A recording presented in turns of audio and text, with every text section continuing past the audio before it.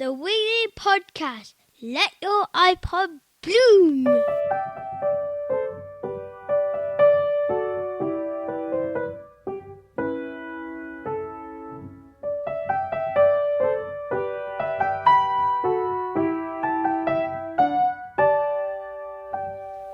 Welcome to the Wiggly Wigglers podcast. I believe that this one is number 224. Marvellous, Phil. Who are you? Good question. Farmer Phil here, and with me is... Me, Heather, from Wiggly Wigglers at Lower Blakemere Farm. Lovely day. Glorious day. Had a drop of rain last night. Great day to let the cows out. A bit. Let's go and see what the cows are up to today. We're going to let them out of the shed and we're going to take Trojan Fred to his new abode. You can see a number of counties from here. You can see right across the other side of Gloucestershire on a clear day.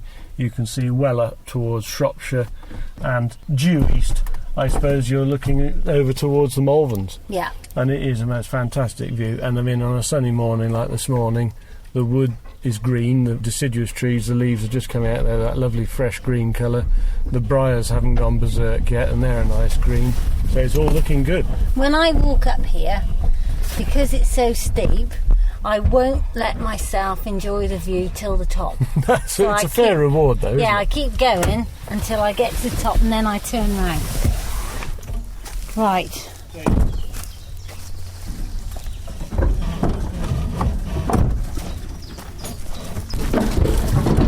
Okay, so no pressure, but I'm directly opposite the end of the trailer with a mad bull coming out, and hopefully they will go round the corner into the field and enjoy themselves.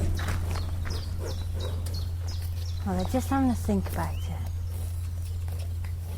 Nicely trimmed tails. Yes, they look so lovely.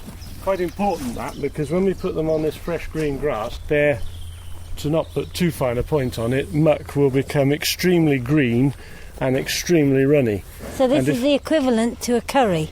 Probably will, at least that. Right. And if they get their tails very dirty, that ends up getting a lot of muck and rubbish round their udders, which leads to problems with mastitis. So we cut their tails off neatly so that they don't get too mucky and they can lift them up and keep them out of the way. And listen, Farmer Phil, this is the most underwhelming experience. When I saw Tim Teague's video of letting the cattle out for fresh pasture in the year about, 3 weeks ago, he's hopped, skipped and jumped, and we have taken these to the hopping and stocking and they have done nothing except look puzzled and eat. I can't comment really on cowboy operations in Shropshire. They're a bit wild and yee-haw up there. That's maybe the trouble. That is the most gorgeous bull.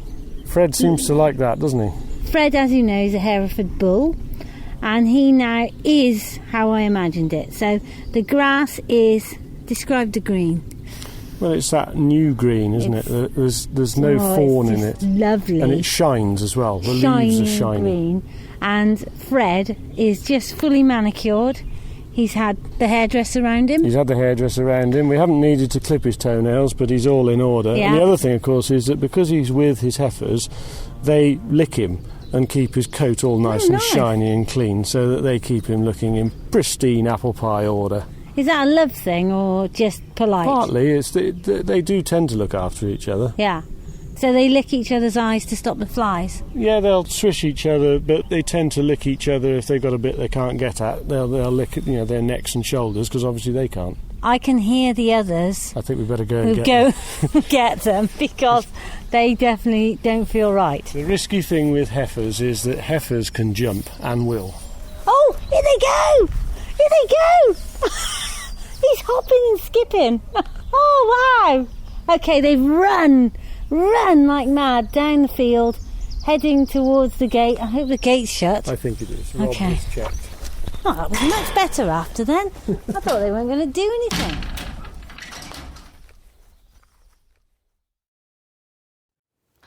If anybody's wondering what the Wiggly Wigglers podcast is, it's the Archers, but real, I think. Anyway, it's now time to find out what's been going on the farm this week.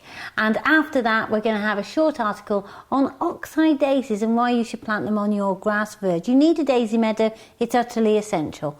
First of all, let's have a Montycast, a weekly fact on wiggliness. The Montycast, a weekly fact on wiggliness.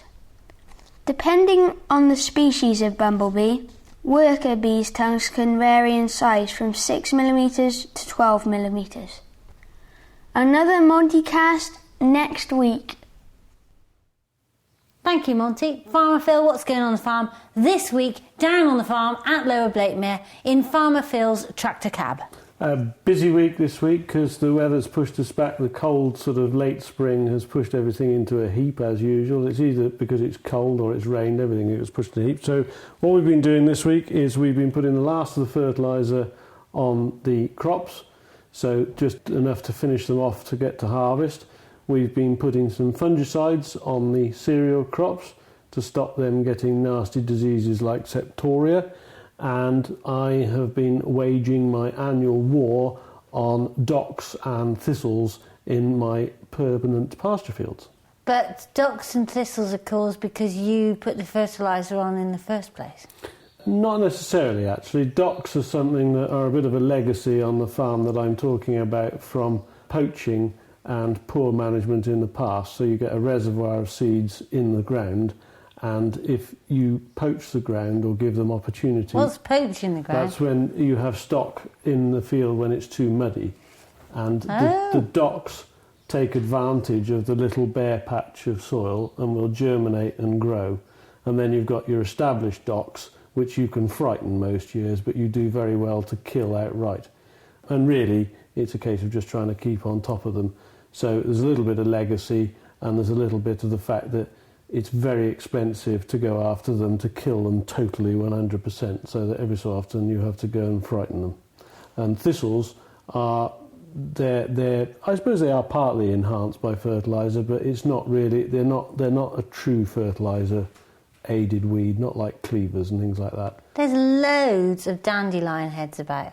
There are, and we've noticed just in the fields, the grass fields that we mow for silage, and to a line where we mow them, we've got dandelions. The other grass fields, no trouble at all. Just in those fields, dandelions right across the way. So we've had to have a go at those as well. For those of you that don't know, Wiggly Wiggler sends most of its parcels out from a warehouse, which is about 5 miles away. When I say warehouse, it's another shed. It's a potato shed. And we send our post out from the farm and our flowers out from the farm. Now, not wishing to spread gossip or anything, but when you drive up the drive to the warehouse, on the right there was some sheep, and those sheep spent their whole time itching on the fence. And my little mate, Raquel, suggested that they may have got sheep scab. What is sheep scab? Not being a sheep farmer, it's difficult for me to say accurately, but it is a contagious skin disease that sheep get, and it is, I believe, controllable by law, that you're not allowed to let them have it, although it is much easier to control with modern antibiotics now than it used to be. Because most sheep don't spend all their time itching their wool off. I think they do, really. Oh. If they had scab, you would know about it because there'd be fleece hanging off and they'd look pretty rough. And I've seen those sheep and they don't look rough, but I do know that sheep at this time of the year do spend a lot of time itching in general. Talking of sheep, my friend, sheep farmer Mr. Clive Dale, who, if you really want to hear what he sounds like, go back to podcast, I think it's number 32. It's in the cowshed at night and you'll hear him on there. I've invited him on the show and he said he can't come on the Wiggly Podcast because his cowshed is too untidy. I explained to him it's merely an audio show, but to no avail. Anyway. I thought it might have been because Dorothy wouldn't let him. I think it could be that. Anyway, the point is, he writes in our village magazine, which Wiggly Wigglers prints, and here's his report. The funniest thing I've seen this month was a weasel running as fast as she could along the near bank, being hotly chased by a very bad-tempered moorhen about 6 inches behind. This much will always be true. You're never holding a camera or a gun when you really need one. Anyway, the point is, what he says is, they have sold well over half their early lambs. Prices have been very slightly better than last year. And he took a downer last week by £12 to £15 less than the week before. Now, this must be big news because Mr. Dale isn't known for his positivity and enthusiasm. And so we have sold... He did actually offer to buy us a drink the other night, which is pretty unusual. We have sold well... No, I think you're missing the punctuation. We have sold well over half. Yes. But by his demeanour, I would suggest that prices are pretty darn good. What's going on? They are. Although, as he rightly says, both the beef and the lamb prices come back a bit of late. But on the whole, livestock farmers are having a much better time of it at the moment. And that's probably a good thing because... Yeah, but why? We don't all go out and say, oh, we must buy more lamb, do we? No, it's basically shortage. And in this country, it's caused by the long-term effect of changing the subsidy system. We used to be paid subsidy per head of livestock. So in our case, we got a figure of subsidy for each suckler cow that we had. And they've changed all that, and then we now have the subsidy per acre of land, or per hectare, managed within the rules that they lay down. What that has meant is that people don't actually have to keep the cattle. And so particularly in the case of more upland farms, the numbers of cattle and sheep have diminished radically because people can still claim the subsidy, and at that time when the prices weren't very clever, why do the work when it didn't actually gain you any more money? So this has to be a major benefit because, one, wildlife will benefit because it's not so intensively farmed. Two, the farmer can relax a bit because he hasn't got to do quite so much work. Three, the price goes up a little bit for the food to the actual farmer, so the supermarket needs more food. And I can't think of any more. Well, two and three, you're probably dead right, and that is a good thing. Number one, surprisingly, there are issues where that's not right because they are finding, again in the upland areas, it was the grazing animals that maintain the upland areas in the way that they are. And if you don't graze them, they change, not necessarily for the better. And they are now struggling with the idea that having changed the subsidy system, people have reduced the numbers and the upland areas are not being grazed in the way that the powers that be want them to be. Yeah, but there must be millions of other benefits. For example, water. They're not using up all the water. You know, muddy streams. You know, cows aren't getting muddy streams. I'm not complaining. It's an interesting thing. It actually comes back to my real complaint that subsidy just distorts the whole thing in really strange ways, and it is subsidy that's not a very good thing. But in terms of price, supply and the market and the quality of the meat, it's all good because those who were not doing the job very well or were producing poor welfare meat or poor meat in general are fairly obviously going to be the first ones to say, stuff this for a game of marbles, I'll just claim the subsidy and carry on. That can only be good for everybody, right from animal through producer to consumer. How's your boxes of beef sales going? Well, pretty good. It's quite nice that I managed to sell a carcass of beef without actually trying, which is my sort of marketing, really. But it's great because repeat business. You know, everybody who had one last time says, I've got to have one this time. So let's get down to the nitty-gritty. The listener is dying to know. 8 boxes of beef. From one fat heifer. Sales at? £175. Per box. Cost of death? £308, including butchery and preparation and packing in nice shrink-wrapped whatsits. Sounds reasonable. I think it's a good thing. It gives us an extra margin on the beast. It gives people complete traceability. They can see exactly what's going on. and I'm able to tell them the bits that they don't want to look at, so the bits about the abattoir and how it's butchered. And the eating experience, by the sound of it, is just a job from where I'm sitting. Everything that I've eaten of our beef will do very nicely, thank you. Absolutely. Talking of eating your own livestock, if you are of a delicate nature, it might be worth not tuning into next week's show. It's called The Kellogg's Show, and it is the story of Kellogg's being... well, should we just say R.I.P.? R.I.P. Kellogg. So if you'd like to listen to the show, I think it's really good because it's about reconnecting and being responsible for your food and all that sort of thing. But if you are of a delicate nature, Michael's quite worried about it, and Mary says we're mad. So if you don't want to listen, miss out show 225. Come back to us on 226, where we'll be talking about pleasantries like wildflowers, etc. But on next week's show, it's the death of Kellogg's. So if you want just pleasantries and niceties and, just good humour and all that sort of thing, then what you're really looking for is Ricardo. And so he should be back on the week after that, 226. And Ricardo will be roaming in the gloaming or something such. What do you mean he's responsible for the death of I don't know how many fishes? Oh, well, he'd be telling us the sky's blue and the grass is green again, wouldn't he? Listen, I've got something to say. My veggies are coming on. For those of you that have any doubt about my ability in the veggie patch, you know this year I'm without any help at all. Michael's looking out through the window, and I want you to know that I have planted up full wiggly plots, and I have tended them and watered them, and hopefully I'm about to have my first few harvests of them. I have to say, though, you did slightly overheat the other day in your tending of your garden, didn't you? I did. Moving on. Had to go in the pond. Oh, yes. Yes, Monty and I jumped in the farm pond because it was so hot and we came out looking like mud wrestlers. Anyway, Big Norm, put that out of your mind. Leave it there. Listen, you've got to have an oxeye daisy bank all the way along our beautiful country lanes.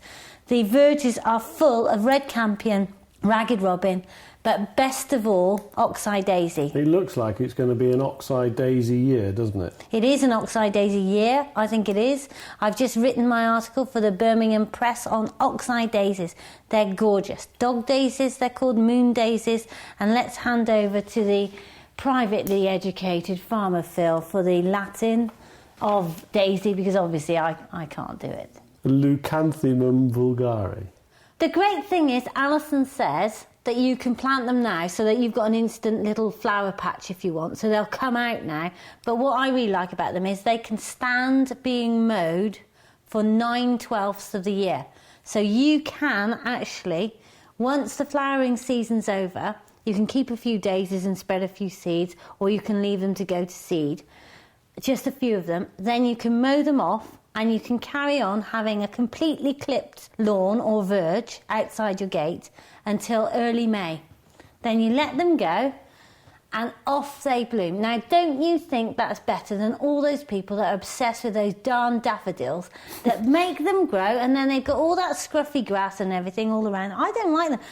I think we should have a campaign for daisy banks, daisy verges. We've got one outside our place on the Triangle. It's just about to flower now.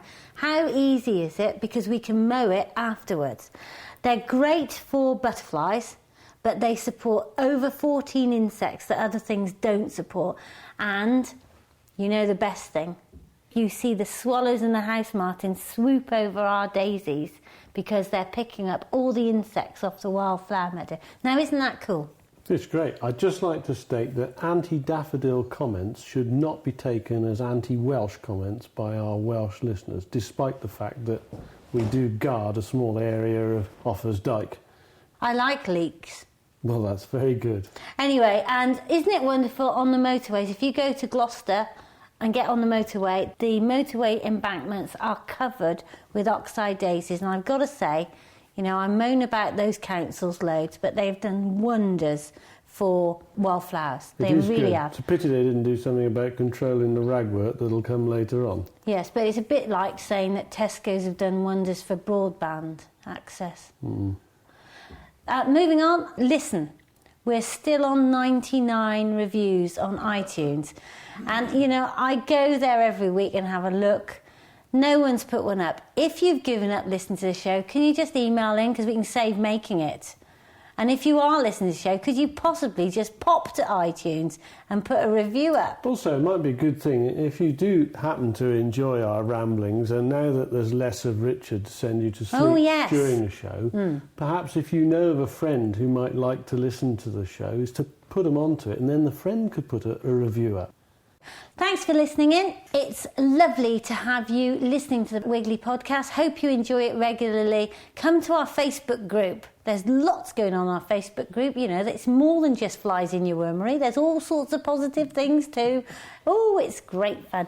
We're at Hay this week, so that will be lovely. See you all next week when we have the Kellogg's RIP, and we will be back the week after with Ricardo. Bye from me. And bye from me.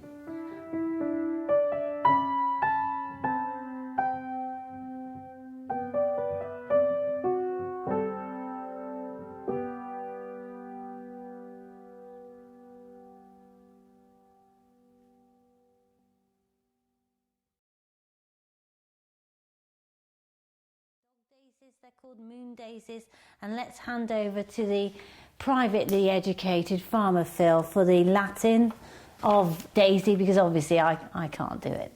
Well, I didn't score very heavily in my Latin Bella, exams. bellus, bellum, bellu, bella, bellu, bella. I think Leucanthemum... No, I'll do that again. Leucanthemum vulgare. Could you do that again, please? Leucanthemum vulgare. Could you do that again, please? Leucanthemum vulgare. Thank you. Anyway, that's what you need. And the great thing of all is that we need to stop fiddling with that. Put it down. The great thing of all is that... I was thinking, this is going to be the easiest to edit podcast ever. No, you stop thinking with that. I'd leave it in if I were you. I like the way he tells me off when it's him who's fiddling with the things and him who's stopping... F-bomb alert! It's all gone tits up now.